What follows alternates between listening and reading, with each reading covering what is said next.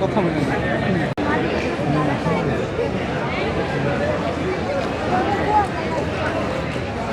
আমি মাছ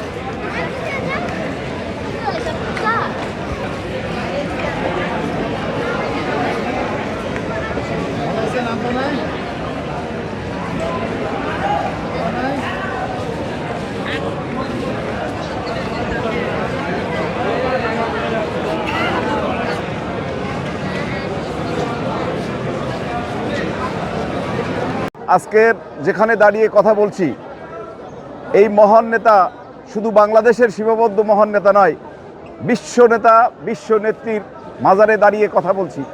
এই বিশ্ব খ্যাতি উপলব্ধি করলেন তার সেই বিশ্বস্ততার যোগ্যতার ভিত্তিতে। এই শেখ হাসিনা যে কতগুলো ডক্টরেট, কতগুলো কি ছিল, তা মনে হয় এই দেশের গণমানুষের যারা লাকড়ি দিয়ে চুলা জ্বালিয়ে রান্না করে খায় তার সেই তার ডক্টরেটগুলো সেগুলো উপকার পায় নাই। আজকে আমার নেত্রী, আমার নেতা বিশ্বের মর্যাদায় আসীনিত হয়েছেন। ব্যবহারটা তার ছিল এই।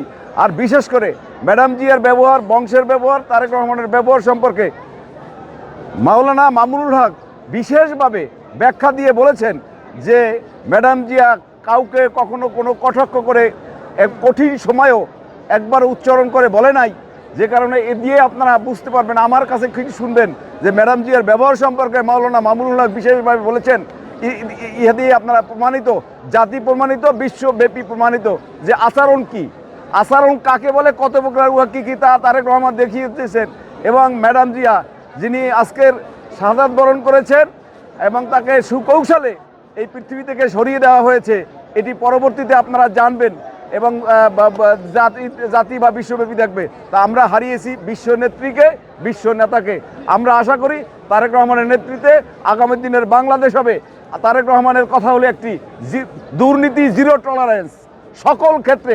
সেইটা আপনি প্রশ্ন করেছিলেন দলের মধ্যে একটু আভ্যন্তরীণ, এই আভ্যন্তরীণ বিষয়ে জেনে রাখেন। সেই ক্ষেত্রে শহীদ জিয়াউর রহমানের সুযোগ্য উত্তরসূরি, সুযোগ্য সন্তান তারেক রহমান, যিনি দীর্ঘদিন থেকে এই দলের হাল ধরে আছেন এবং আপনারা লক্ষ্য করেছেন যে যেখানে যেটুক হয় সে কাউকেই ছাড় দেন না, কোথাও ছাড় দেন না, যে যোগ্য নেত্রী নেই। ততএব আপনাদের প্রশ্নগুলো যথোচিত ছিল, আপনাদের মাধ্যমে এই জাতি জানুক, বিশ্ববাসী জানুক যে বাংলাদেশ একজন কঠিন এবং বিশ্ব নেতা নেত্রীকে হারিয়েছে। আজকের বিশ্ব নেতা নেত্রীকে হারিয়েছে, যে কারণে দেখেন দৈনিক পত্রিকায়